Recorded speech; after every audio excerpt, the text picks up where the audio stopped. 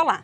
E no programa Educação Brasileira de hoje, nós vamos falar sobre uma pesquisa realizada pela ONG Ação Educativa, intitulada Educação nas Prisões, perfil de escolaridade da população prisional de São Paulo. E para tratar desse tema, nós convidamos a professora Mariângela Graciano, que é doutora em Educação, também da Ação Educativa, e Edneia Gonçalves, que é socióloga e também representante da Ação Educativa. Muito obrigada pelas duas terem participado conosco aqui do programa. Professora Mariângela, queria que a senhora nos contasse qual foi o objetivo dessa pesquisa.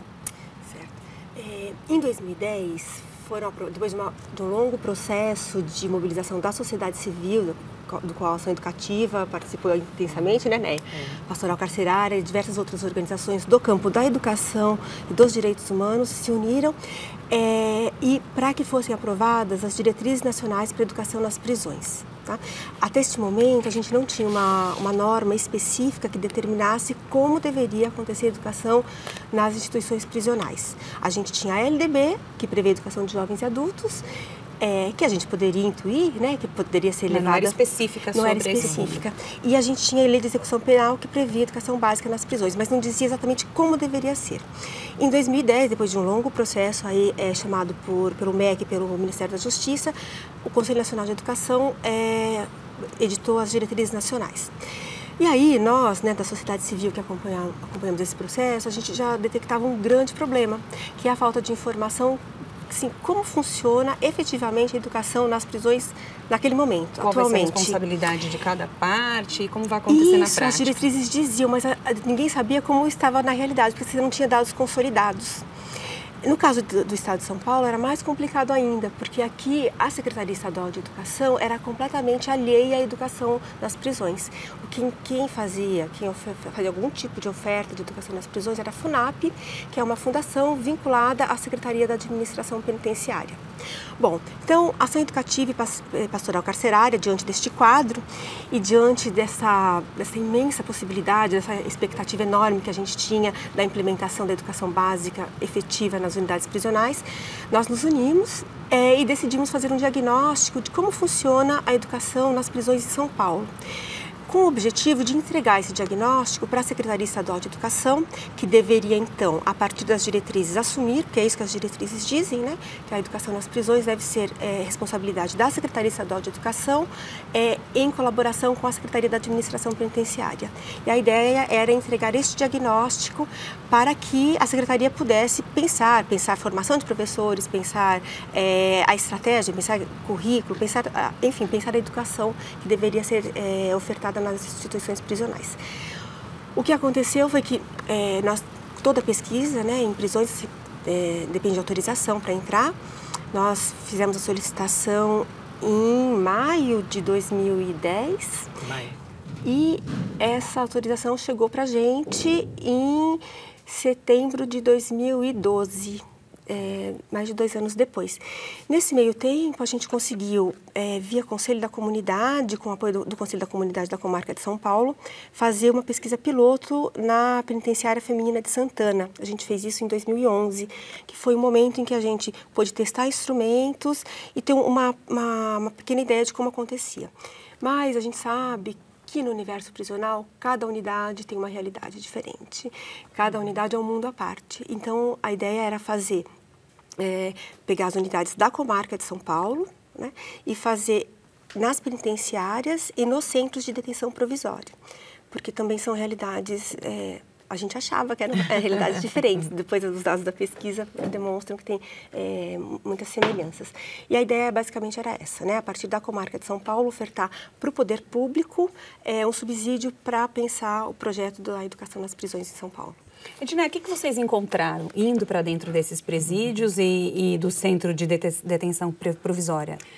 Como a Mariângela disse, nós já tínhamos uma expectativa inicial de que houvesse uma diferença, né, entre os CDPs e os presídios.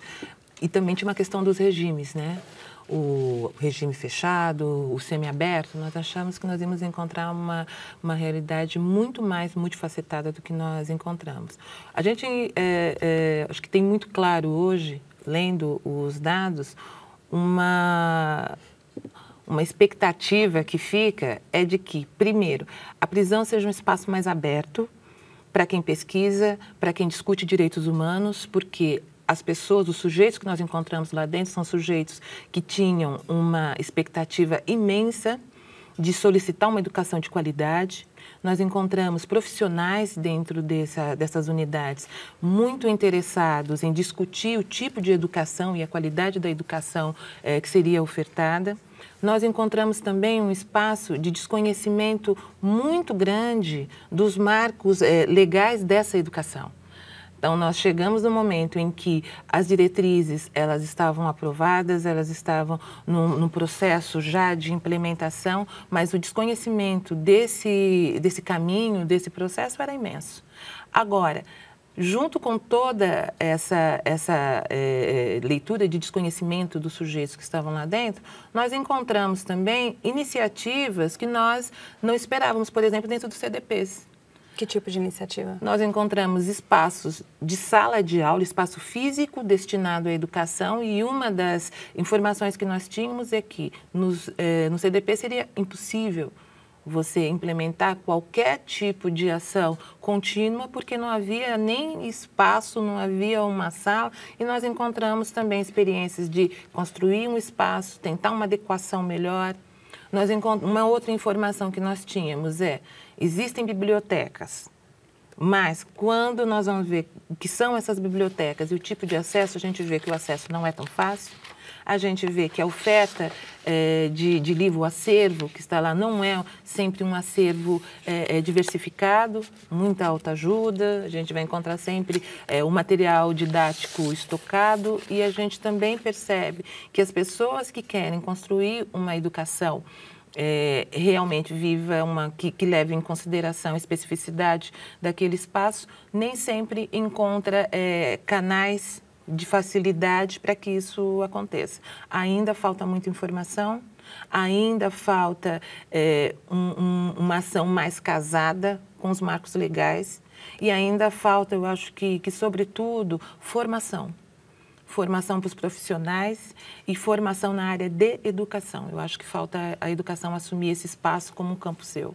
Agora, antes dessa resolução, na verdade, do Ministério da Educação, né, do Conselho Nacional de Educação, a responsabilidade, então, era dos sistemas prisionais, não é isso?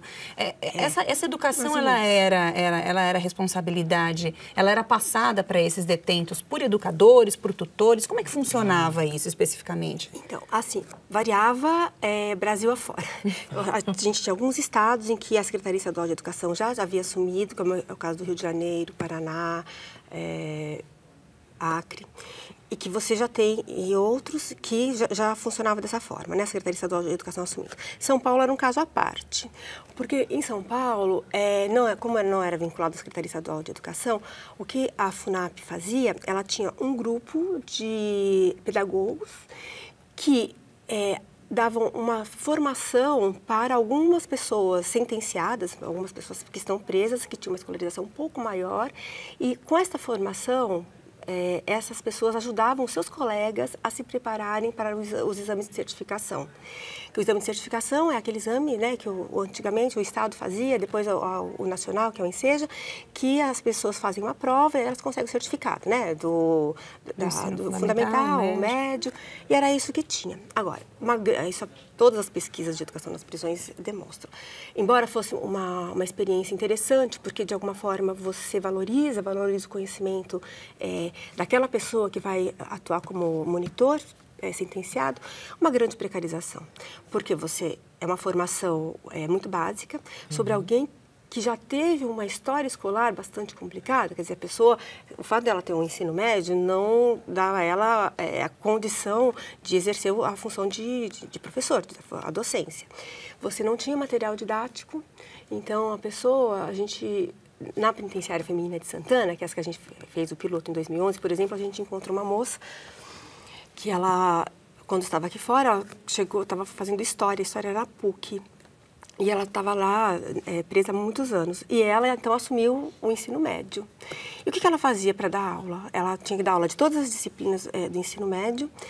E ela pedia para o filho, aqui fora, imprimir coisas da internet para que ela pudesse minimamente dar aula. Então, era um esforço absolutamente pessoal desta moça, da sua família, e aí era assim que as aulas aconteciam, né? Então, quando a gente entrou para fazer a pesquisa, a gente percebeu assim, uma grande expectativa por parte tanto dos internos e das internas, né, que nós fizemos unidades masculinas e femininas, quanto dos funcionários e funcionárias, uma grande expectativa para que a Secretaria Estadual de Educação assumindo, a gente tivesse professores habilitados. Isso. Porque, por mais que você respeite o seu colega, né, você reconheça que ele está fazendo um esforço, a educação pública de qualidade, ela passa, né, como todos nós sabemos, por profissionais bem formados, né? E a gente sabe disso, isso é verdade aqui fora e lá dentro também. Então, a gente percebeu uma grande, enorme expectativa para que os professores, como eles dizem, os professores da rua, chegassem. E esses professores da rua, eles seriam ligados, por exemplo, a uma escola próxima ao CDP, próxima ao presídio? Seria responsabilidade daquela escola? Como que ia funcionar essa divisão? A Secretaria Estadual de Educação, no seminário que a gente teve na semana passada, para o lançamento da nossa pesquisa aqui, a Secretaria Estadual de Educação informou que, a partir de março de 2013, alguns professores da rede vinculados à Secretaria Estadual de Educação estão nas unidades prisionais. Como funciona? São professores que não são concursados, portanto, não são professores efetivos da rede pública, são professores que ainda tinham atuado, são pedagogos que já tinham atuado com a FUNAP, e são vinculados, cada unidade prisional vai ser vinculada a uma escola da rede pública estadual. E muito interessante, nesse caso que a Edneia falou, desse CDP que a gente encontrou uma escola com salas de aula bem estruturadas, com funcionamento muito organizado, foi o único CDP que a gente encontrou que a escola vinculadora, que é uma escola da Lapa, a gente está falando de um CDP de Pinheiros, a escola vinculadora, por iniciativa própria do coordenador pedagógico e da direção da escola, tinha de fazer uma visita ao CDP, já tinham conversado com as pessoas que faziam educação ali e já estavam organizando o seu projeto político-pedagógico. Já tinham se antecipado, então. Tinham se antecipado. Nos demais, e esse é um problema que a gente discutiu muito no seminário da semana passada, houve... Embora, né, as diretrizes a gente começou a discutir em 2005. 2005. Então, tinha bastante tempo para a gente já ter se pensado aqui em São Paulo como deveria funcionar a educação aqui. Como a Secretaria de Educação aqui ficou muito apartada e só no final do ano passado ela assumiu a responsabilidade, foi muito rápido essa passagem. E aí, uma coisa que várias unidades reclamavam para a gente, as direções e também os funcionários que assumiam a responsabilidade sobre a educação, é que eles não haviam sido consultados, eles não tinham participado do debate para organizar a educação como deveria ser agora.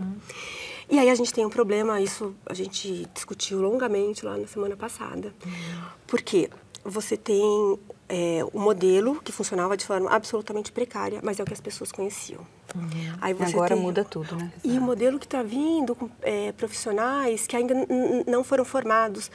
A Secretaria Estadual de Educação informou que o que eles conseguiram fazer de formação foi uma formação à distância, muito rapidamente, para que essas pessoas entrassem nas unidades prisionais.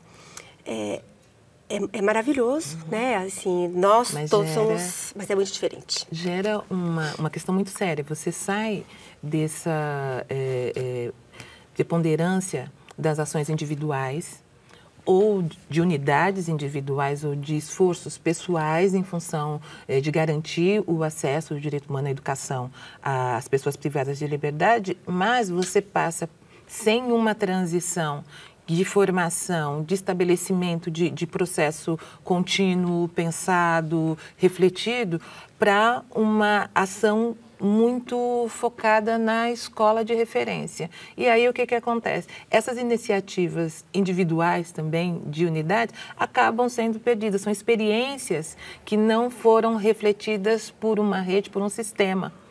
Então, assim, nós queimamos etapas. Eu acho que isso ficou muito claro. E não foi por falta de tempo. Não foi por falta de tempo, porque, como a Maria Ângela colocou, a sociedade civil tem se organizado e discutido esse tempo há muito tempo. Nós estamos envolvidos nessa discussão como um grupo de educação em prisões, desde 2005, e solicitando informações e propondo e produzindo conhecimento nessa área e reconhecendo que existem experiências interessantes que podem ser consideradas para se pensar um sistema.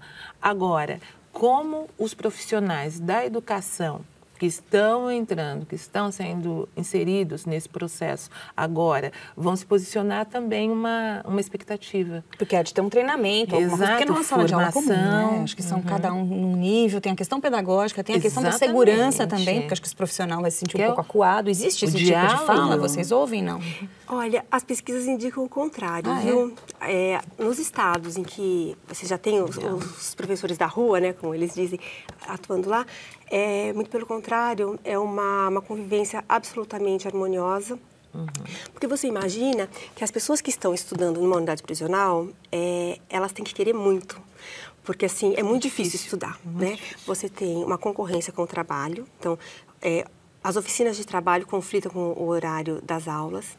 Você tem todo um aparato da segurança que te impede, que te diz não. Então, exemplos, assim, bem básicos. As pessoas, algumas vezes, se a equipe de segurança percebe ou diz que tem alguma tensão interna, as aulas são suspensas. Você tem um rigor com os horários que são absolutos. A gente, há alguns anos, fazendo pesquisa numa unidade aqui em São Paulo, uma unidade feminina, que era a única unidade que oferecia ensino noturno, as mulheres saíam das oficinas de trabalho às 5 da tarde e as aulas começavam às 6, às 18. Elas tinham 1 hora para voltar para suas celas, tomarem um banho, era um chuveiro para 150 mulheres, jantarem e estarem 3 minutos antes das 18 horas no portão, que aí um funcionário abriria para que elas tivessem acesso ao espaço da escola. Então, era muito corrido, né? E muitas pessoas desistiam. Aí você tem, a pesquisa indica, né, assim, a evasão no sistema. Por que as pessoas começam a estudar e param? Porque elas têm muitos problemas pessoais aqui fora. Ao contrário do que as pessoas imaginam, não é verdade que as pessoas que estão presas, é a família que recebe um salário, não é isso. As pessoas que estão presas, na sua grande maioria, elas têm que trabalhar lá dentro para mandar o dinheiro aqui para fora, para sustentar os seus filhos. E no caso das mulheres, pior ainda, porque os filhos não ficam com o pai, porque geralmente o pai, né, essa figura estranha e omissa, ficam com suas mães e essas mulheres têm que trabalhar muito para sustentar a sua família aqui fora. Então, são muitos entraves e, apesar de tudo isso, as pessoas querem estudar. A pesquisa indica, 86%. Isso que eu ia perguntar. O que a pesquisa revela em relação à intenção de estudo? As pessoas querem estudar, as pessoas solicitam cursos profissionalizantes, as pessoas solicitam que a educação não conflite com o trabalho, porque o trabalho é importante, mas reconhecem que a educação também é importante, querem continuar estudando depois que sair, querem fazer curso superior. E aí, isso traz um desafio imenso para a qualidade da educação que se oferece. Porque os que estão estudando querem continuar estudando, nem sempre conseguem. E aí a gente tem as questões de certificação que sempre estiveram na base da legislação e das diretrizes, é uma conquista. As pessoas estão muito interessadas na remissão pelo estudo. Para que essas coisas aconteçam, para que essas expectativas sejam atendidas, a primeira coisa que eu acho que precisa de se pensar é que, se esses sujeitos estão lá, são estudantes, têm o direito à educação, o professor que vai para lá e o sistema que realmente vai apoiar esse professor no seu estudo, tem a clareza de que há uma especificidade e que precisa se discutir currículo. Isso é uma reivindicação também dos alunos que é um outro que estão lá. Também, né? É outro currículo. Vamos discutir esse currículo, vamos discutir a formação desses professores. Eles reconhecem o esforço desses monitores que a Maria Ângela citou, mas eles também exigem a qualificação. Eles sabem que não é suficiente para as demandas que nós temos. A pesquisa indica, por exemplo, analfabetos 4%. É o segundo segmento do fundamental. É ensino médio, que está discutindo. Então, tem uma discussão séria sobre unidocência nesse período, né? Então, agora, o que eles estão esperando é educação. Educação de qualidade, escola com material didático adequado. Eles têm uma expectativa de uma sala de aula que dê conta do número de pessoas que estão interessadas, porque a gente também tem que pensar que o número de vagas ofertado tem que atender a expectativa e ao grupo que tem interesse, né? Não dá para a gente falar assim, nós temos 100 pessoas aqui, temos 20 vagas para trabalhar. Não, todas as pessoas que têm lá têm o direito, e isso tem que ser... E a escola tem que estar preparada para atender a todos. Tem que estar preparada para atender a todos. O que a legislação fala em relação ao abatimento da pena? Em relação ao estudo, tem essa conta também, recente, né? É recente, de 2012, são 18 horas de estudo para cada dia remido, né? O trabalho, são 3 dias de trabalho, dá um direito à remissão de um dia. E no estudo são 18 horas. Agora, queria voltar um pouco para essa coisa que a Edneia falou, da demanda, né? Chama muito atenção, porque assim, a Secretaria Estadual de Educação assumiu, mas a gente continua, né? Não passa de 10% a quantidade de pessoas que estudam, né? São Paulo, assim, para a população em geral, população carcerária do estado, é 8%. Essa amostra que a gente pesquisou, tem mais gente estudando, né? Aí a gente até está indicando que é preciso replicar essa pesquisa nas unidades do interior. Porque outra realidade. Porque a gente percebeu que a escolaridade das pessoas dessa amostra, que foi aqui na comarca de São Paulo, as pessoas têm uma escolarização maior, né? Então, tem uma demanda grande por ensino médio. Mas a realidade do estado de São Paulo, né, ainda muito por ensino fundamental e pouca gente estudando. Aí fica uma dúvida, a gente até perguntou, como é que as pessoas se informam que tem escola na prisão? Os funcionários dizem, e fazem mesmo, eles colocam cartazes.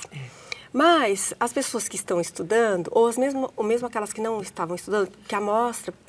entrevistou pessoas que estudavam e que não estudavam. Pessoas que nunca tinham estudado, pessoas que tinham estudado e tinham parado de estudar. Era uma amostra aleatória. E aí o que as pessoas dizem? Que elas ficam sabendo da escola através dos seus colegas. Bom, as diretrizes nacionais para a educação nas prisões determinam que haja um processo de chamada pública e registro de demanda.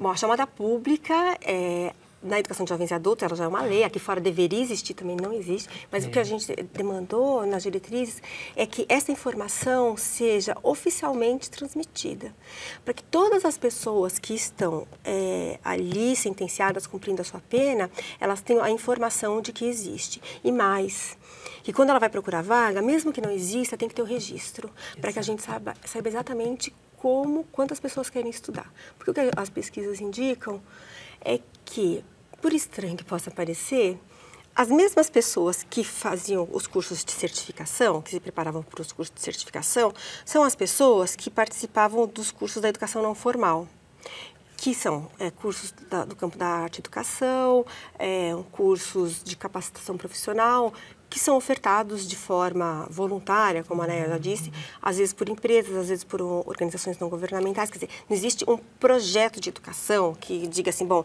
aqui em São Paulo, a educação nas prisões vai contemplar o ensino formal e o não formal e o profissionalizante vinculado ao formal.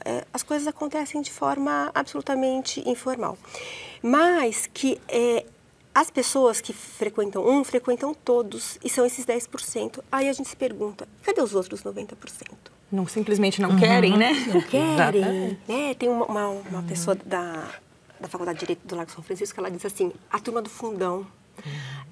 Porque a sensação que passa é que as pessoas que estão estudando são justamente aquelas que, de alguma forma, aqui fora elas já tinham um vínculo, né? Elas já tinham uma trajetória de escola, e quando se pergunta por que elas estudam, muitas porque querem ter um outro lugar na família, querem uma coisa, conquistar o respeito dos filhos, quer dizer, elas têm algum tipo de vínculo. E essas que não estudam, o que elas justificam? Pois aí tem a coisa da falta de cabeça, né? O que é essa falta de cabeça? Eu não tenho cabeça para estudar.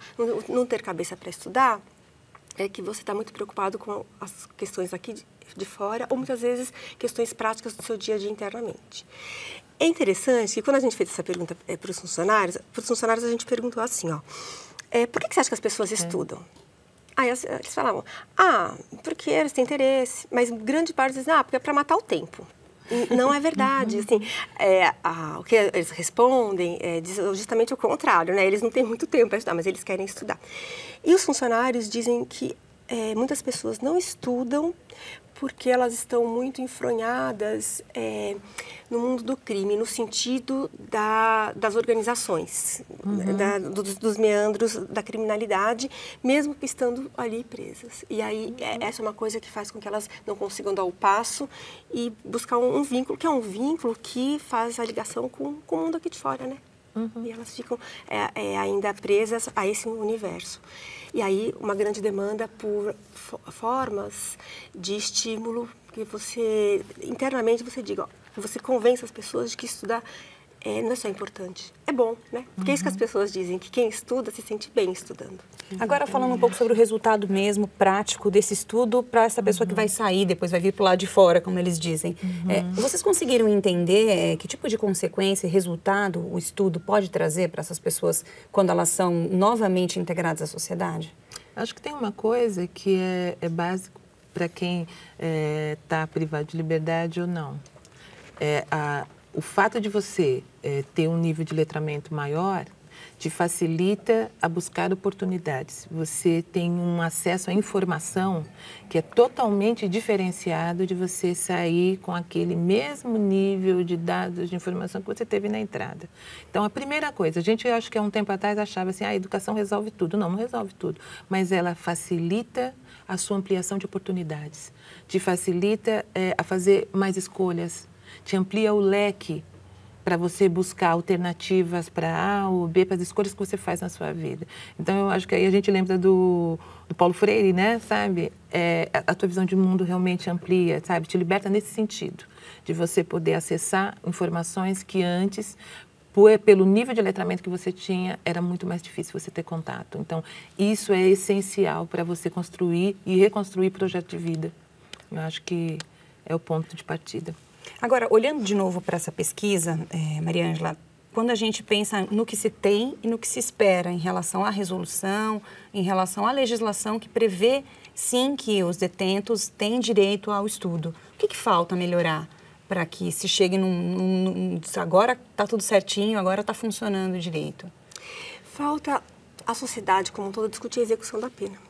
Porque se a gente tem um problema básico, que de fato é bastante concreto, que é da superlotação, né? Então, a gente percebe assim que nas unidades prisionais há em algumas, né, um grande esforço, inclusive de alguns funcionários, para organizar o espaço. Mas o máximo que você consegue, a gente viu aqui, no máximo 6 salas de aula. No máximo, né? E tem unidades que você consegue uma sala de aula. E tem unidades, a gente viu um CDP, que as salas de aula funcionam lá dentro do raio. Né? É um puxadinho, né? No seminário semana passada alguém dizia a história da prisão no Brasil é a história do puxadinho, e é verdade, assim, as pessoas improvisaram. Então a gente tem que pensar com seriedade o que seria a execução da pena. Então, assim, olha, todo mundo que está lá dentro precisa ficar? Ou então, a gente vai continuar prendendo as pessoas indiscriminadamente, porque é um pouco o que acontece, né? Nas pesquisas, a gente encontrou pessoas que estão ali, na verdade, elas deveriam estar fazendo tratamento de dependência química, porque o problema delas é que elas são dependentes químicas, e aí acabaram cometendo delitos em função disso. Então, se a gente conseguisse pensar a execução da pena, as pessoas que precisam de atendimento público de saúde estivessem em outro lugar que não ali. As pessoas que não cometeram crimes violentos, 2/3 das pessoas que estão presas não cometeram crimes violentos, cometeram crime contra o patrimônio, pequenos e grande parte em função das drogas. E aí a gente poderia organizar a prisão, a execução da pena de uma outra forma. E aí sim, né? Aí a gente poderia pensar o espaço do trabalho, o espaço da educação e o espaço da educação, pensando em educação não formal, inclusive, né? Hoje, o que a gente consegue, com o esforço, né, de muitos funcionários e um grandíssimo esforço das pessoas que querem muito estudar lá dentro, a gente consegue que um pequeno número apenas acesse, né? E preocupa a gente que no seminário com a Secretaria da semana passada, com a Secretaria Estadual de Educação, ficou evidente que não existe uma ação de governo, né? O governo como um todo, para que a educação básica entre nas unidades prisionais de São Paulo. O que você tem é um núcleozinho de 2 pessoas dentro da Secretaria Estadual de Educação, que é responsável por toda a educação da Fundação Casa e do sistema prisional. Quando, na verdade, você tinha que ter uma ação integrada da Secretaria Estadual de Saúde, da Secretaria da Administração Penitenciária, da Secretaria da Assistência Social, da Secretaria de Trabalho e Renda, todo mundo pensando como tem que ser a execução da pena no estado de São Paulo, no Brasil todo. Porque não é uma parte só, né? Não é uma parte só, porque o ser humano ele é múltiplo, olhares, né? Todos nós. Tá ótimo, então. Então, agradeço a Mariana Graciano, que é doutora em Educação, e a Edneia Gonçalves, que é socióloga, as duas da ONG Ação Educativa, falando sobre essa pesquisa Educação nas Prisões, Perfil de Escolaridade da População Prisional de São Paulo. Quem quiser acessar, olhar melhor essa pesquisa, existe um caderno, né? Foi feita uma brochura desse material, mas também está disponível no site da Ação Educativa, né? É só colocar lá açãoeducativa.org.br. É isso, .org, e lá é possível a pessoa conseguir olhar com calma esse estudo. Acho que vale a pena, quem se interessa por esse tema, dar uma olhadinha, olhar os dados, porque meia hora é muito pouco tempo para a gente discutir esse tema aqui a fundo, não é isso mesmo? Olhar os dados, e quem quiser participar também do grupo de Educação nas Prisões de Ação Educativa, as portas estão abertas, porque esse é um tema que realmente exige a participação e o olhar de toda a sociedade. Então, independentemente de pedagogos, advogados, e quem mais quiser chegar para a gente discutir os dados e pensar, né, portas abertas. Tá ótimo, então, meninas. Muito obrigada pela participação. O programa Educação Brasileira fica por aqui. Quarta-feira que vem a gente está de volta. Tchau.